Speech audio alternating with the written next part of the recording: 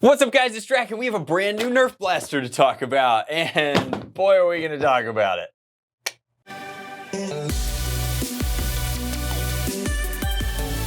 Alrighty guys, today we're taking a look at the Jade Strike, and we picked this one up for $17.99 or $16.99, I hesitate to remember, but it ended up costing about $18 with tax at Target. Target is an American retailer, so these are on shelves now. Now, this is an in-series blaster. It's available, it's on shelves, it's break action. If you're looking for a review on the Cobalt Fury, I'll put that tag in the description box down below because it's the same blaster, same exact product. Same play pattern, same features, same priming, same action, all of it. And this is an interesting thing because usually when Hasbro does completely the same shell, the same industrial design, but with different colors, it's for retailers. It's like Target gets this, Walmart gets this, Amazon gets this. This was never more evident than back in the golden age of N-Strike when we had like Sonic Fire at Toys R Us at the same time as we were getting, you know, the Red Strike series at Walmart and stuff like that. Or, you know, translucent red darts and translucent blasters with red darts at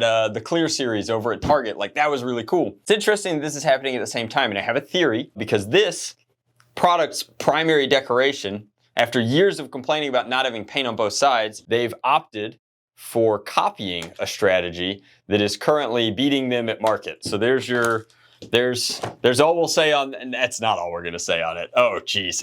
Anyway, so it's not a secret that Nerf went from the dominant blaster brand, the primary category leader in innovation, in technology, in sales, to now they're playing second fiddle, third fiddle, depending on which one of those categories you want to measure in. But Zuru's crushing it. And a big part of how Zuru's crushing it is their direct-to-product printing. So they'd make one shell and then print IP onto it using a direct-to-product print system, which allows you to print on largely flat surfaces, whatever you want. So you look here and you'll see the Jade Strike has this like kind of arc reactor print on the front of it. And then the Cobalt Fury has like a space sine wave on it, if you look there. But like I said, same product. Now, nice things about this is that it is coming with 24 of the brand new darts. Is that a good thing? I mean, certainly if you're planning on playing with this a lot, it's great that it's coming with way more darts than it can hold or fire. The blaster is only capable, of course, of holding 6 darts total. There's 4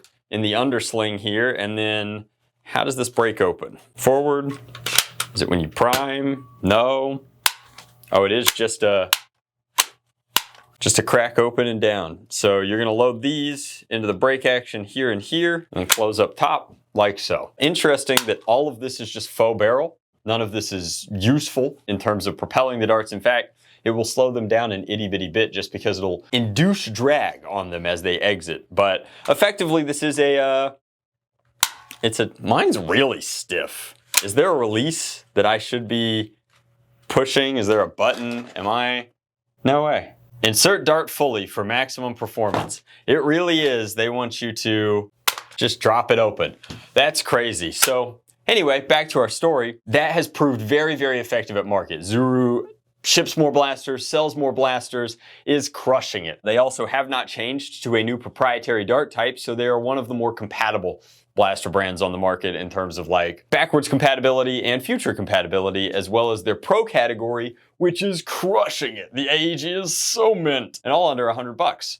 So I think that it stands to reason that this is Nerf's answer to that. They're like, well, you know, the age-old proverbial saying goes, if you can't beat them, copy them. So this is Nerf's first take. At least this is the first like clear-cut example that I've seen of an ultra cheap product using direct-to-product printing to kind of give it an enhancement. Now, it's, you know, it's an N-series blaster. The new darts are better than Elite darts in some ways. They're light years behind half-lengths or what have you. I want to know why the action on mine is so incredibly stiff, but you know, neither here nor there. It's a Nightfinder style pullback directly in line with the action. This is going to have a smart AR system up here, which obviously the notches on the N-series darts are going to be depressing. So it'll fire top, then bottom. It will always fire top first. It's not like it's alternating on each prime. It's always going to fire the top one first. But you can see there the bottom dart is still in. It's almost 20 bucks, which means it fits a really interesting price point where it is way more expensive than any other pistol pipe blaster on the market, and I don't think that this counts as a primary. I just don't think that you could put an ergonomically useless stock on something. I mean, like, again, that's this shouldered. Shouldered, my arm disappears. Now, was it designed for somebody my height? Certainly not. The N-Series Dart is an entry-level product designed for ages 8 and up.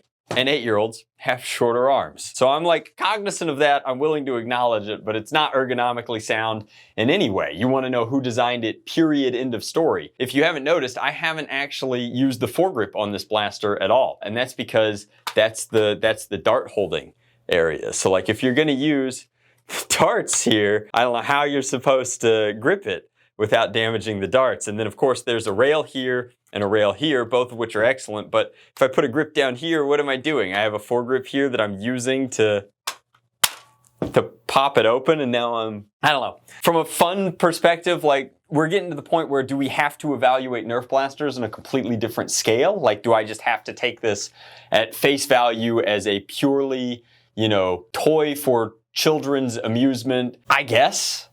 Like, but are we evaluating Hasbro designs with kid gloves now? Like, I'm disappointed. I'm disappointed from a company that like employs terrific engineers, fantastic industrial designers, that they've been neutered to the point that now they have to design something with the design schematics of, it really needs to cost $10 landed. Walmart's gonna buy a ton of them and make sure it's got a lot of flat surfaces so that we can print Sonic the Hedgehog onto it. It just feels like, you know, we've gone full universes beyond in the Hasbro space. And why? Who's this for? Like, I'm really trying to make sure, guys, that I'm not out of line here. Mine is so stiff. The instructions just say, pull down.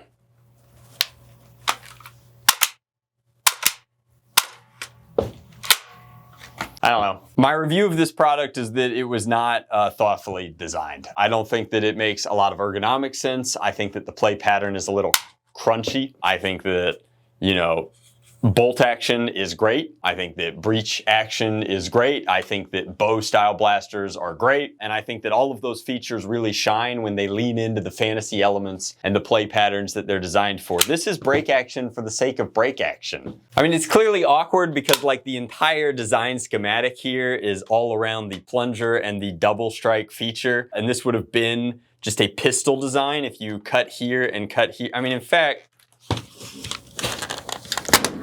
I did it. I fixed the break action, guys. So now it is what it should be. It's a pistol.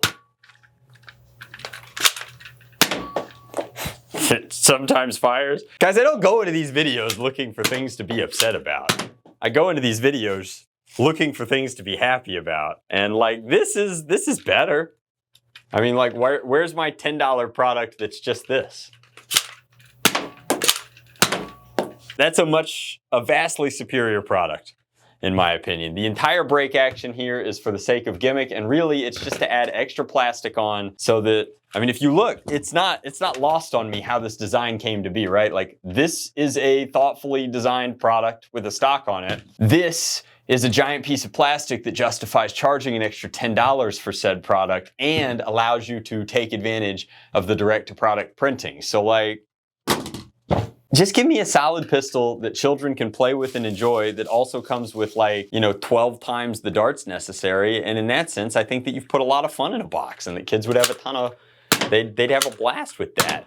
I mean, it's a cool pistol design. It just doesn't make it make sense to me. Like, are we just chasing the laurels of being the #1 named blaster brand in the world? Or are we still designing products that we want children and families to have an absolute blast with? I want to know which one is which so that I know what criteria as an enthusiast and a reviewer I should be using moving forward to determine like how critical we should be of products like this. I'm sure that came across like a little more frustrated than I meant for it to be, but it's a pistol, guys. It's a $20 double shot pistol that has break action for the sake of printability and additional cost. Obviously, don't snap yours in half if you buy it, but from a modifications or a customization perspective, I don't think that there's a ton of merit here. I think that there are better things to pick up around that price point. I will see you guys in the next one. Much love. Blast on. Drac out. No, it's okay. I can fix it. We have the technology. Oh yeah. Well, we tried.